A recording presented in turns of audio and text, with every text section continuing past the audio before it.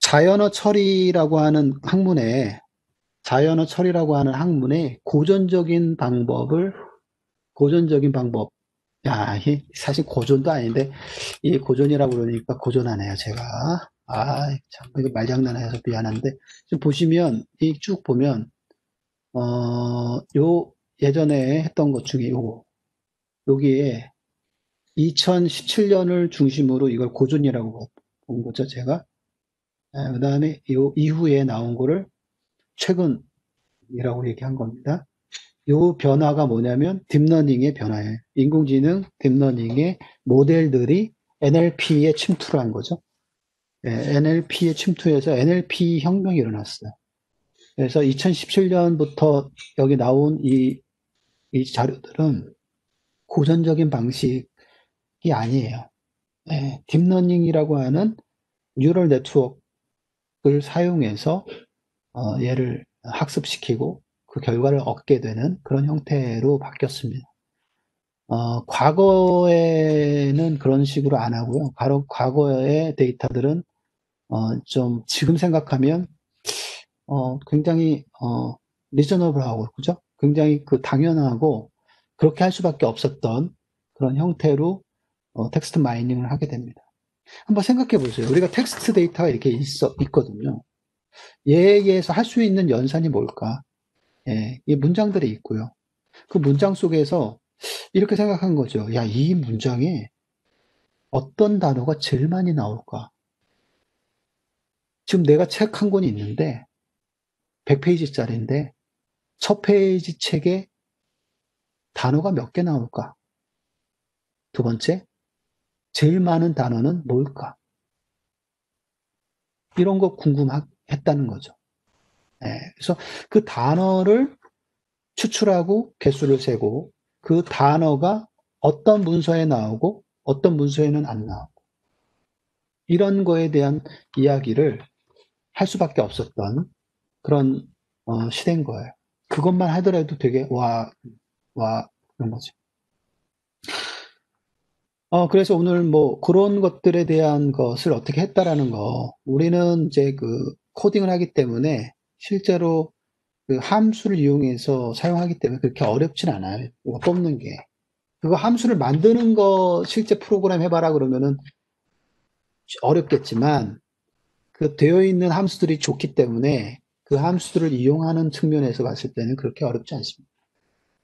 그냥 함수만 이용하면 단어가 나와요. 그다음에 여러 가지를 계산해낼 수가 있습니다. 먼저 이렇게 생각해 봅시다. 아까 단순하게 각 페이지별로 어떤 단어가 제일 많이 나오냐. 이걸 계산하는 게 term frequency라고 얘기하는 거죠. term frequency. 그래서 이 단어의 빈도수인데 이게 상대적인 빈도수이기 때문에 결국은 전체 단어를 계산할 수밖에 없는 거죠. 첫 번째 페이지에 10개의 단어가 나왔는데 그 중에 A라는 단어가 3개 등장한다. 라고 한다면 결국 우리가 알아야 되는 거는 전체 단어 개수와 그 다음에 그 단어 이런 것들을 알아야지 빈도수가 나오는 거고 그 다음에 term frequency가 나오게 되는 거죠. 그래서 뭘 파악했냐면 내가 스포츠라고 하는 책을 빈도를 계산했더니 흔히 얘기하는 스포츠 용어가 나오는 거예요. 자, 그랬는데 거기 이제 만약에 테니스 책이라고 그러면 뭐 어떤 단어가 제일 많을까요? 서브 뭐 이런 거, 매치. 그다음에 얘는 뭐 15대 0 이거를 15 love 이러잖아요. 러브라는 단어가 나오는 러브. 예. 그죠? 그다음에 뭐 그 사람 이야기라면 조코비치, 뭐 나달, 뭐 페더러 뭐 이런 사람들이 나올 거란 말이죠. 그죠? 그러면서 그 책이 단어의 빈도수만 계산을 하면 뭘 나와? 이 책이 스포츠 책이라는 거를 우리가 짐작할 수 있는 거죠. 그렇게 짐작을 했단 말이죠. 이게 연예인들이 그게 많이 나오면 연애에 대한 이게 정치 얘기다.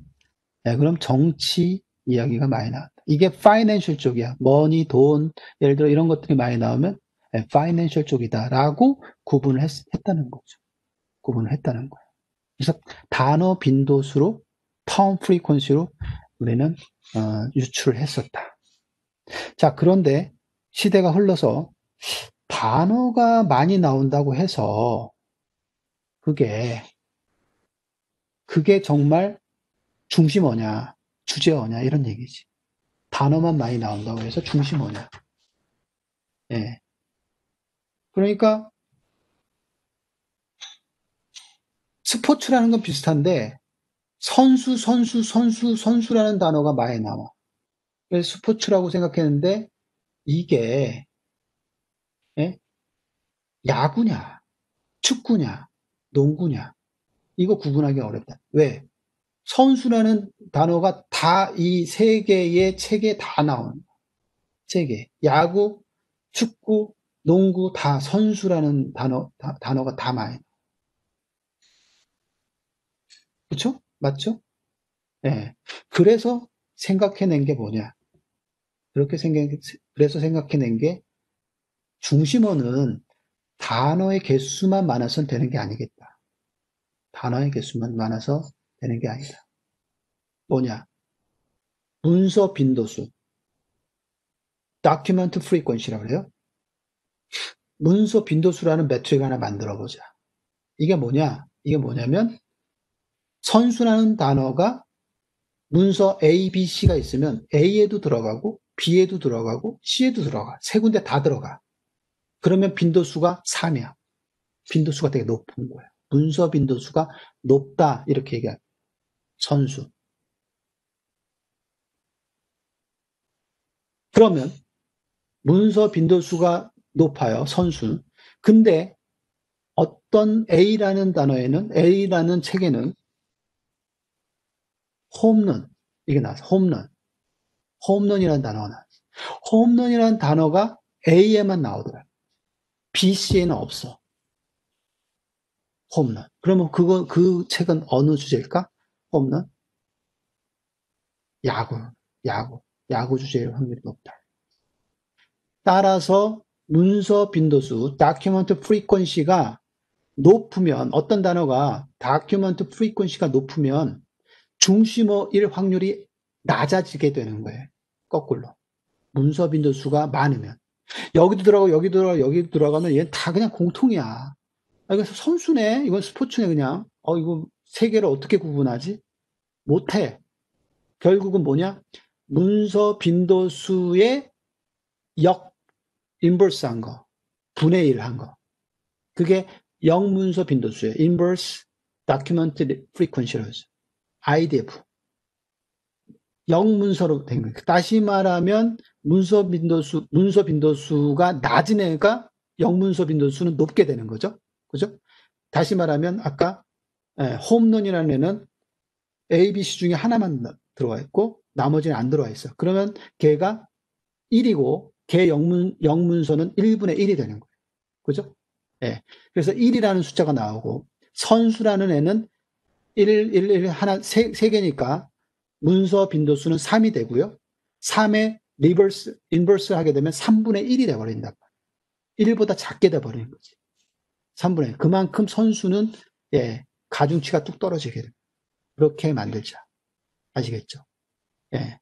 그래서 상대적으로 중심어를 솎아낼 수 있는 매트릭을 document frequency에 역변환한 inverse document frequency, IDF라고 하는 매트릭을 통해 가지고 구하자.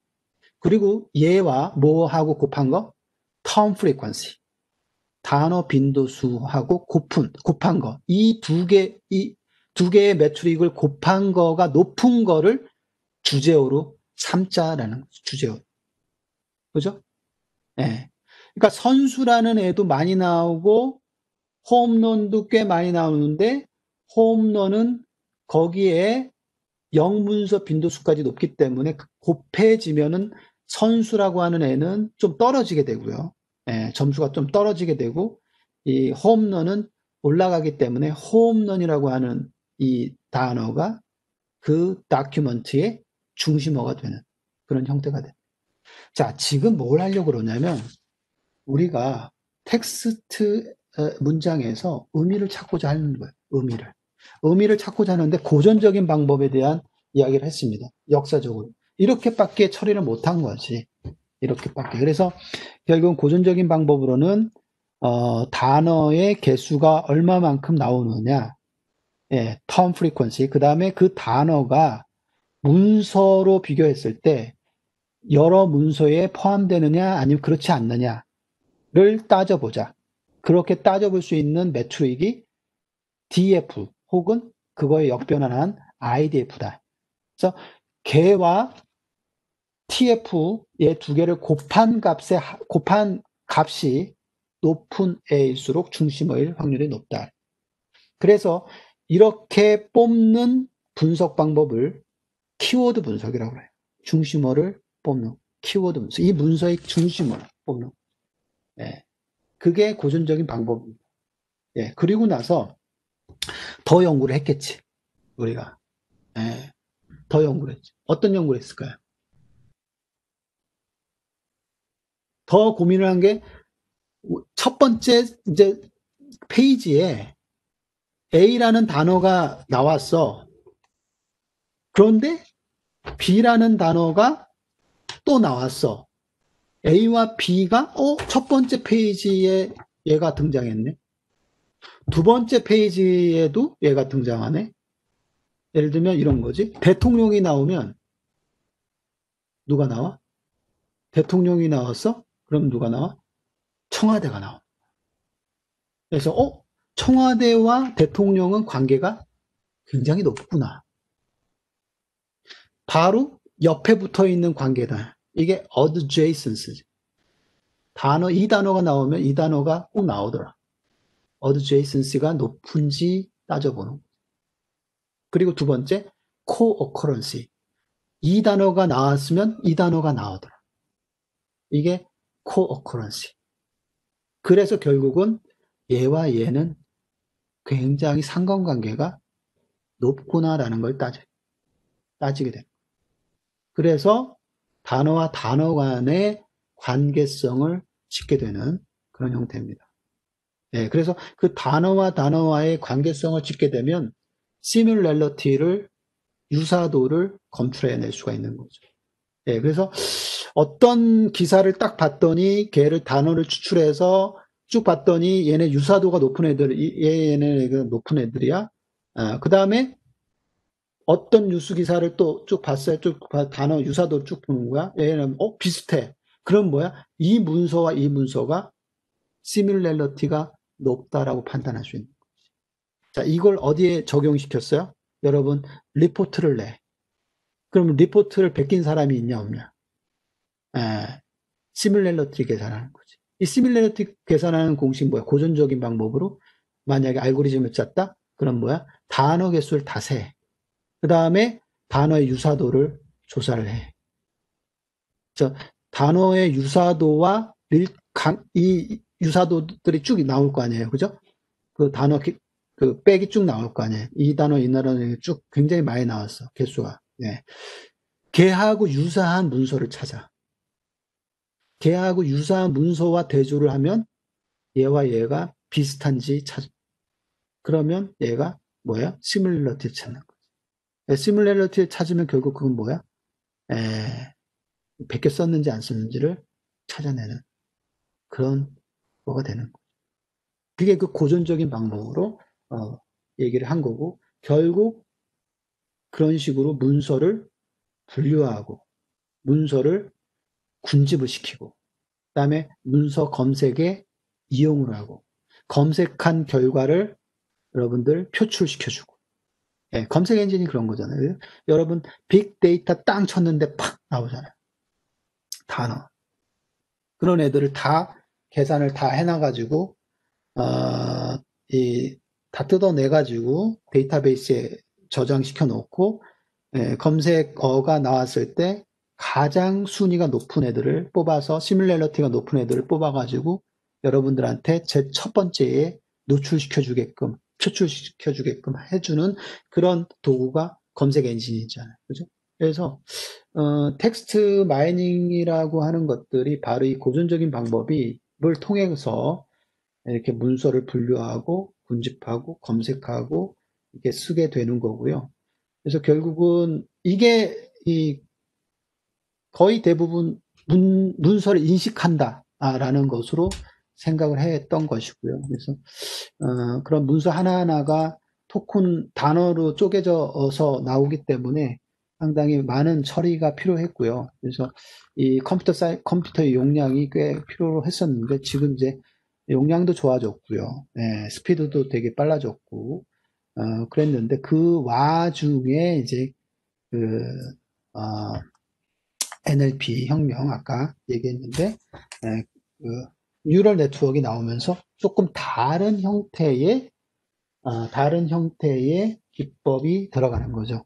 뒤에 좀 설명을 드릴게요. 그거는 이제 임베딩이라는 표현을 쓰게 되는데 결국 벡터링이라는 뜻이죠. 그래서 단어를 벡터화 시켜서 벡터링을 만들고 벡터를 만들게 되면 결국은 거리가 나오고 그 거리는 결국은 시밀러리티가 된다.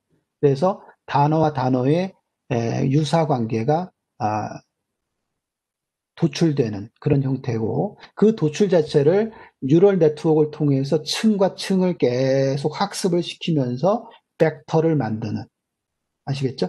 벡터링이 되는 다시 말하면 임베딩이 되는 형태로 만들어주고 그 임베딩 된 형태는 결국 우리 입장에서는 연관 관계가 굉장히 가까운 형태냐 아니면 먼 형태냐를 따질 수 있는 형태가 된다. 연산이 되는 형태가 된다라는 거죠.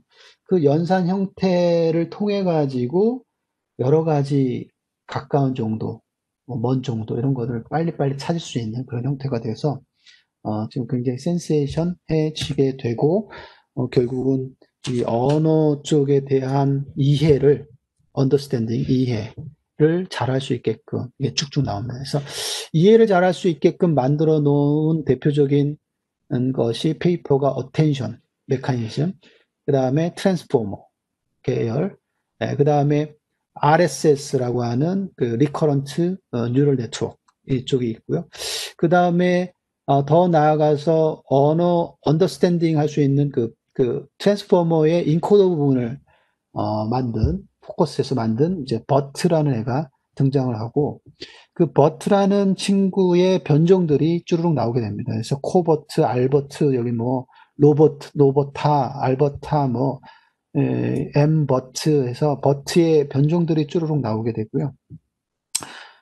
한편 이제 그 트랜스포머의 인코더와 디코더 부분이 있는데 디코더 부분을 개량해서 만든 GPT 계열이 나오죠. 그래서 GPT는 특히 언어의 생성 쪽에 생성을 좀 할 수 있는 더 잘할 수 있는 그런 쪽에 포커스 맞춰서 생성이라고 하는 거는 언어 자체를 얘가 쓰는 거지. 다시 말하면 여러분 댓글을 생성해서 내준다거나 예. 이런 생성 쪽에 더 포커스 맞춰서 GPT 1, 2, 3까지 지금 나와 있는 상태잖아요. 그래서 GPT 3에 대한 그 이야기들은 지금 최근에 엄청나게 뉴스화 돼가지고 많이 나왔을 거예요. 그래서 아마 봤을 겁니다. 그게 요즘 이야기하는 NLP의 혁명적인 부분. 아시겠죠? 자, 여기까지, 그 이야기를 했고요. 자, 우리는 그러면 요 계속 따라서 한번 가도록 해보겠습니다. 일단은 여기서 한번 먼저 오른쪽에 그 강의 노트에서 한번 보고 왼쪽에 살펴보고 이런 식으로 가도록 할게요. 강의 노트 보고 이해하고 그 다음에 그 실행을 한번 해보고 제대로 돌아가는지 이렇게 해보도록 하겠습니다. 이렇게 보자고요. 자, 아래서 텍스트. 자, 그 아래 기초 플러스 알파를 안다는 관점에서 제가 설명을 하고 있습니다. R도 하고 파이썬도 하고 그러세요. 그 R을 제가 해보니까 R하고 파이썬 두 개를 해보니까 확실히 파이썬이 좋다가 아니라 파이썬이 뉴럴 네트워크 딥러닝 모델들이 많기 때문에 이쪽을 다룰 때 되게 좋아요. 파이썬이 더 좋은 것 같고요. 통계 분석 플러스 뭐 고전적인 이런 거 할 때 R이 당연히 좋구나. 어떻게 이게 뭐 구분 지을 수가 없어요, 사실은. R도 공부하고 파이썬도 하고 그래야 되는데 요즘 워낙 딥러닝 쪽에 모델들이 많이 나오고 그쪽에 이제 응용 분야들이 많이 나오고 있어서 그러고 있습니다, 진짜. 네. R과 파이썬 둘 다 아시면은 지금처럼 계속 R과 파이썬을 조금 계속 팔로우해서 계속 그 이해하시면 좋을 것 같아요. 그냥 하나를 포기하지 말고 하시고, 그 다음에 만약에 지금 처음 한다. 네, 애매한데 정말 지금 처음이다 그러면 둘 다 파이썬을 제가 좀 추천을 해드립니다. 둘 다 한다 그러면 먼저 진짜 둘 중에 하나 정도를 내가 정말 꼭 해야 된다. 둘 중에 하나. 네, 그러면 파이썬을 6대4 정도로 제가 조금 이야기를 할게요. 파이썬을 하는 것이 좋겠다. 예. 미안하지만 뉴럴 네트워크 쪽에 못 따라가고요. 그 다음에 자, 어느 정도 아시니까 지금 생각해 보면 이 텍스트의 타이핑은 이미 거기 자료에 있으니까요. 이해하면 될 것 같아요. 자, 봅시다. 자, 일단 요거 보면 텍스트라는 가로치고 가로 닫고 없으니까 얘가 변수죠. 네, 변수인데 어사이먼트 했고요. 자, C 가로치고 가로 닫고 함수고 이게 무슨 함수? 벡터를 만드는 함수죠. C 함수가 이 벡터를 만드는 함수. 그래서 벡터 하나, 둘, 셋, 넷, 콤마로 하나, 둘, 셋, 넷, 스트링 벡터가 되죠. 캐릭터 벡터. 네, 이 벡터 아이템이 4개 있는 벡터를 만들어서 텍스트에 할당해라라고 하는 거고요. 그래서 그 텍스트 데이터를 출력을 하니까 벡터 하나, 둘, 셋, 넷, 4개가 이렇게 들어가고 각각 아이템은 스트링으로 되어 있는 그런 형태의 텍스트 데이터인 거죠. 그죠? 영문으로 되어 있는 텍스트 데이터죠. 이게 바로 이제 텍스트 벡터가 되고요. 그 다음에 그 다음에 우리가 tidy 데이터라고 얘기를 했는데 우리가 tidy 텍스트라는 것도 있습니다. tidy 데이터. 이 tidy라는 건 우리가 굉장히 말쑥하다, 깔끔하다, 깔끔하게 정리되어 있는 데이터. 이걸 우리가 tidy라고 얘기했잖아요. 그래서 tidy 데이터가 표와 같은 형태의 데이터를 우리가 tidy하다라고 얘기했어요. 근데 마찬가지 이 텍스트 데이터도 tidy한 형태로 만들어 보자라는 거지. 그래서 깔끔한 데이터 형태로 만들어 주는 게 좋겠다. 그런 형태의 데이터를 tidy 데이터라고 얘기합니다. 이게 어떻게 만들면 tidy하냐? 텍스트가. 그거는 바로 밑에 테이블 형태로 만들어라 이런 뜻이고요. 뭐 어떤 형태의 테이블? one token per row. one token per row 형태로 테이블 형태로 만들어라. 이렇게 만들면 우리가 tidy 텍스트라고 얘기해 줄게. 이런 그래서 원 토큰이라고 하는 게 하나의 단어가 되고요. 이 토큰이라는 단어는 이 범위에 따라서 하나의 워드가 토큰이 될 수도 있고요. 센텐스가 토큰이 될 수도 있고요. 다큐멘트 하나가 토큰이 될 수도 있어요. 예. 근데 일반적으로 한 워드가 토큰이라고 볼 수가 있는데 어찌됐든 로에 우리 로니까 이제 로 행이죠. 예. 행 하나의 토큰이 오게끔 하자라고 하는 그런 형태로 테이블을 만들어 보자. 그러면 깔끔하다고 얘기해 줄게라고 하는 아셨겠죠? 그래서 이 토큰 여기는 이제 meaningful한 유닛, 텍스트의 유닛이 되고 보통 워드가 하나의 토큰이 되고 텀이 되고 그렇습니다. 이렇게 토큰 형태로 뜯어서 변형을 해야 되는데 이렇게 변형하는 과정을 토커나이제이션이라고 얘기하는 거죠. 그래서 여러 텍스트 문장에서 토큰으로 뜯어가지고 처리하는 그런 형태를 토커나이제이션이라고 얘기합니다. 예를 들어서 라인, 워드처럼 컬럼이 있고, 그 다음에 각 자리에 로가 있어요. 이렇게 로가 있고, 로에 보면 한 로에, 로에 토큰이 하나씩 존재하기 때문에 이런 데이터의 형태를 텍스트 데이터인데 타이드하다, 타이드 텍스트다 이렇게 얘기를 할 수 있다는 거죠. 자, 이렇게 먼저 변형할 수 있어야 될 것 같고요. 네. 그 다음에 다음으로 넘기면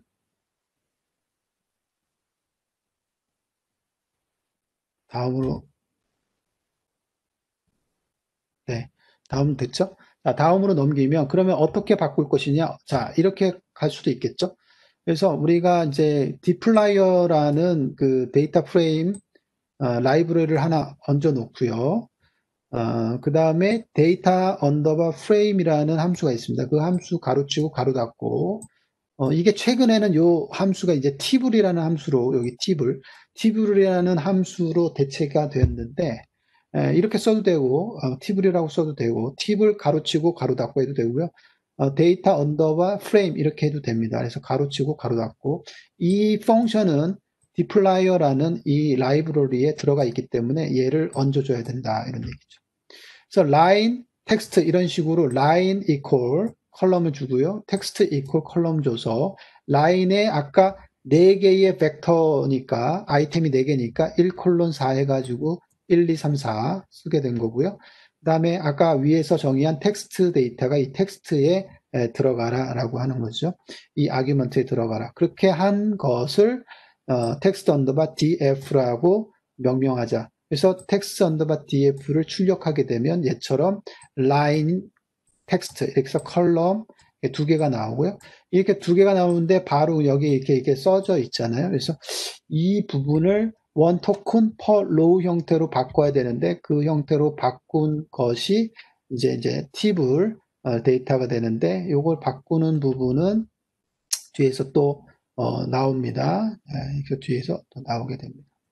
여기서 등장하는 이 tible이라는 이 데이터 타입이 나오는데 처음 사실 나오는 부분이죠. 우리가 테이블은 들어봤지만 이 tible이라는 데이터 타입이 나오는데 이 tible이라는 거는 이 디플라이어가 만들어지면서 만들어졌고 이 모던 클래스예요. 그래서 데이터 프레임을 과거의 데이터 프레임을 지금 현대식으로 얘기하면 tible이다 이렇게 이야기를 하고 있습니다. 그래서 우리가 클래스 텍스트 언더바 df 이걸 하게 되면 이 tible이라는 데이터 타입으로 나오게 됩니다. 데이터 프레임이에요.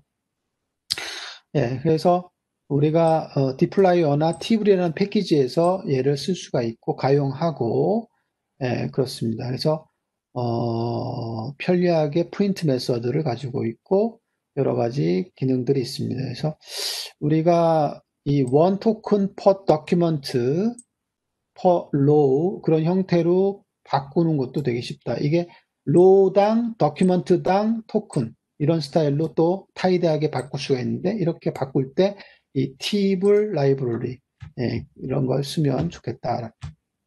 지금 디플라이어의 그 함수가 되게 간단한 함수가 있어요. honest token이라고 이 함수가 있습니다. 그래서 이 honest token이라는 이 함수만 쓰면은 이렇게 타이드 데이터로 만들기가 타이드 텍스트 데이터로 만들기 굉장히 쉬워지게 되는데 일단 요 퍼센트 꺽쇠 퍼센트가 이 파이프라고 얘기했죠. 그래서 이 텍스트 언더바 데이터 df가 입력을 받아서 파이프를 만나서 누구의 입력으로 들어가? honest 토큰의 함수의 입력으로 들어가게 되고요.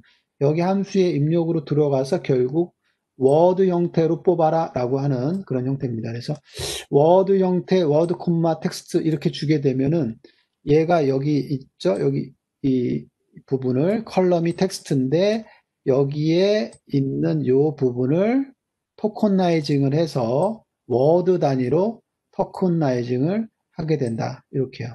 그래서 얘가 라인 1, 2, 3, 4가 이렇게 라인 번호가 1이 계속 유지되면서 1이었는데 얘가 because 여기서 토커나이징의 가장 쉬운 게 이게 공백으로 자르는 거거든요. 이렇게 스페이스 공백으로. 그래서 일반적으로 unNest 토큰이라고 하는 이 함수는 이렇게 공백으로 separate 시켜서 이렇게 자르게 됩니다. 그래서 이렇게 자른 거를 토큰이라고 얘기하고 이 토큰을 이렇게 테이블 형태로 구성한 거, 이게 tidy text라고 볼 수가 있습니다.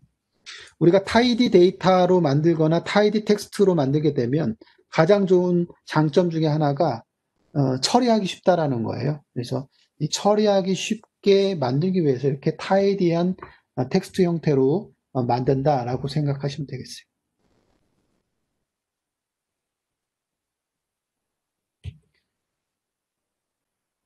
네. 자,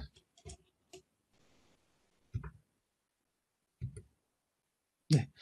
자, 그 다음에 여기서 이제 카운팅을 해보죠. 카운팅. 아까 우리, 지금 굉장히 간단한 그 벡터 데이터 텍스트만 이제 처리하니까 그런데 이거를 이제 고전적인 방법으로 뭐라고 그랬어요? 텍스트에 단어에 카운팅하는 게 제일 처음이다 이렇게 얘기했죠. 그래서 이것도 이제 만들어서 그렇지 함수로 만들어져 있기 때문에 그렇지 뭐 간단합니다. 네, 지금 토큰화 되어 있는 거에 파이프를 만나게 한 다음에 누구의 입력?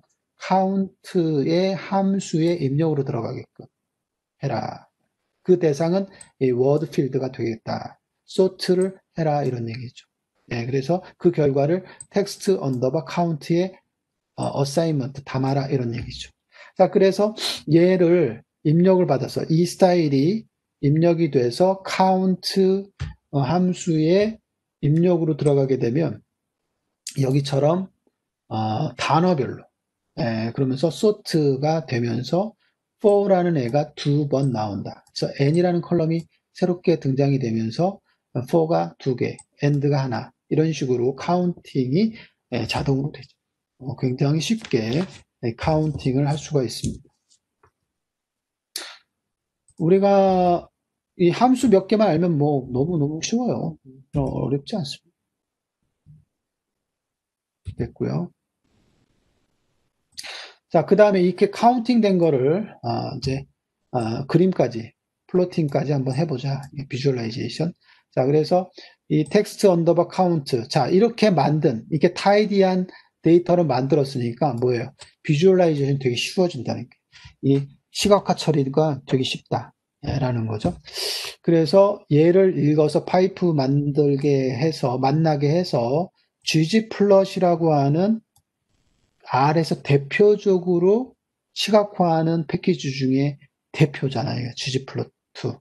그죠? 그래서 ggplot2 라이브러리를 올리고 얘를 사용하게 되면 ggplot 해가지고 가로치고 에스테틱을 정의해서 여기서 데이터를 어떤 걸 쓰겠다라고 이제 정의를 해주는 거고요. 그래서 이 word n 이 데이터 x, y 이런 식이 되겠고요.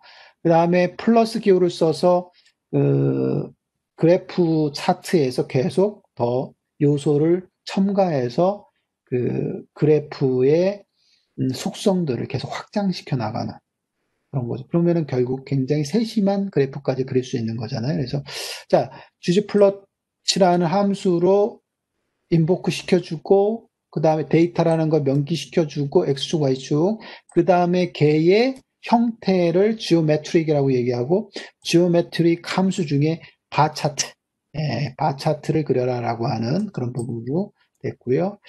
그 다음에 이거는 set equal identity라는 옵션을 줘서 플러스에서 썼고 x 레이블은 들어가지 않고 널이라고 했으니까 x 레이블 다음에 플러스 코디네이트 플립 이런 식으로 지금 쳤습니다. 결과를 먼저 좀 보고 이야기를 하면 결과 데이터가 이렇게 되죠. 이렇게 되죠. 그래서 지금 토큰나이징을 하고 카운팅을 한 요 데이터가 들어가서 이 ggplot2 함수들을 써서 그림을 그리게 되고 얘가 원래는 그림이 그 바차트라고 하는 애가 사실 x축이 이렇게 있고요. 그 다음에 y축이 이렇게 있으면 그죠? 이렇게 있으면 그림 자체가 바 차트는 이렇게 되잖아요. 이렇게 되는 게 바 차트잖아요. 이런 스타일의 차트인데 얘가 단어가 이렇게 써진단 말이에요. 여기. 근데 X축에 써지니까 너무 보기가 싫어요. 예. 그래서 가독성도 좀 안 좋아요. 이게 왜냐하면 긴 단어도 있으니까. 그래서 이거를 90도로 회전시키는 거. 예, 90도로 회전시키는 것을 텍스트의 차트에서는 되게 많이 쓰입니다.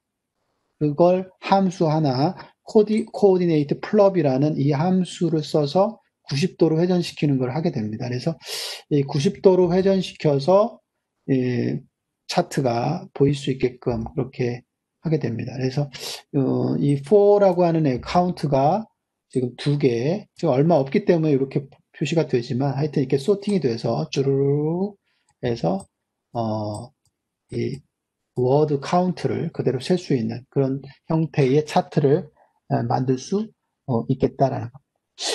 자, 이렇게 해서 지금 그 간단하게 예제를 통해서 토커나이징 카운트 플롯 해가지고 단어의 개수를 세는 그런 부분들을 했어요. 자, 그래서 이거 한번 보시면 아래서는 이렇게 생각할 수 있죠.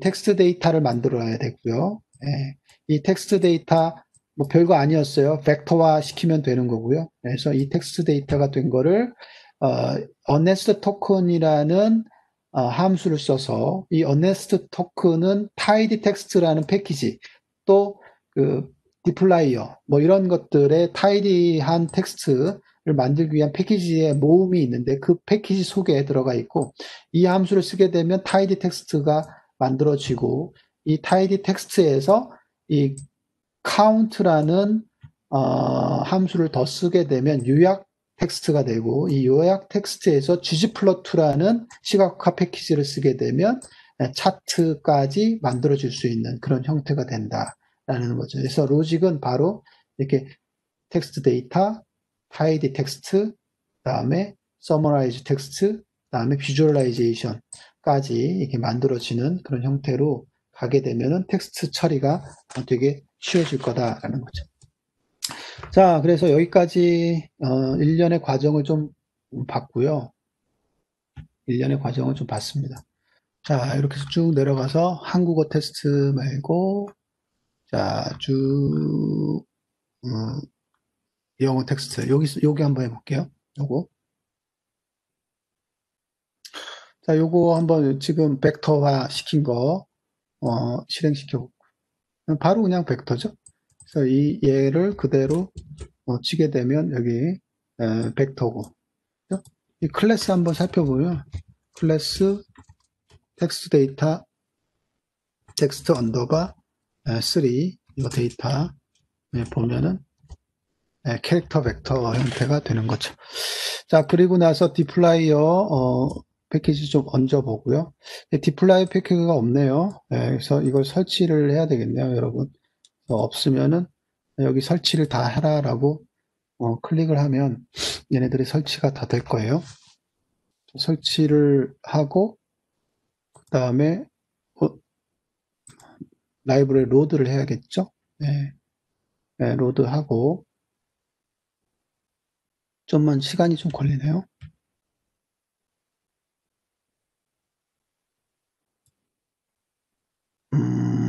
좀 걸리네. 네. 지금 이제 설치가 되네요.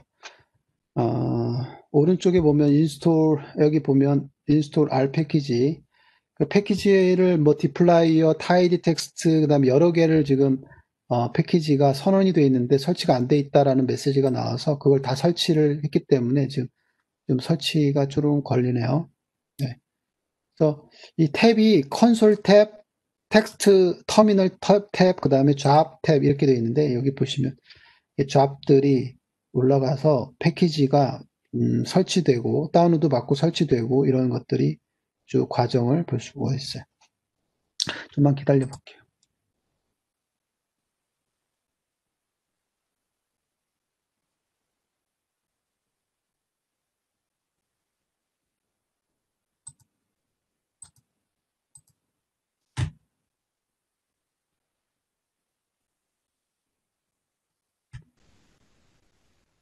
네, 설치가 다 됐다고 보고, 네.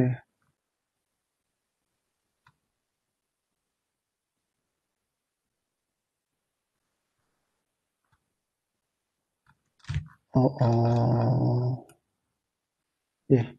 그래서 뭐 우리가 알아야 되는 거는 뭐 지금 컨셉이 뭐 함수 몇 개만 알면 이제 뭐 끝난 거예요. 그래서 여러분 뭐 그 생각보다 뭐 좀 허탈할 수 있는데 다 마찬가지예요.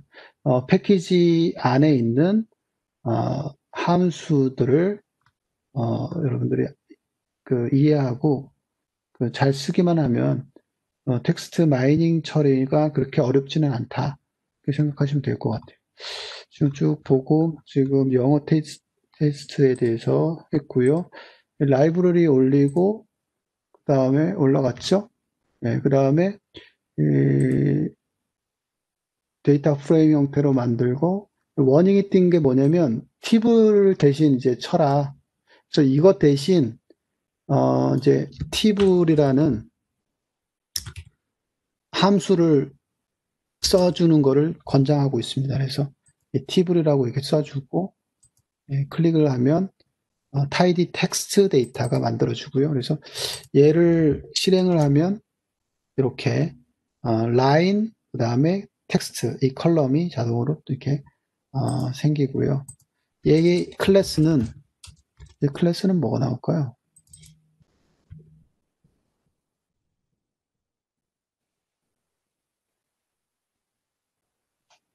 네, 이렇게 해서 텍스트를 하면 이렇게 해서 테이블, df, 테이블 이런 식으로 데이터.frame 이런 식의 클래스 명으로 그대로 나온다는 걸 알 수가 있습니다. 예. 자, 그 다음에 토커나이징 하는 방법은 이 tidy text라는 라이브러리가 필요해서 올려야 되고요. 그 다음에 여기서 honest 토큰으로 뜯어내는 역할을 한다는 거죠. 네, 여기까지 실행을 시켜보면 이렇게 뜯어내죠. 네, 자동으로 뜯어내고요. 자, 그거를 저장까지 시키면 여기서 까지 블로킹해서 저장시키고요. 네, 그 다음에 다시 한번 잘 됐는지 확인하고요.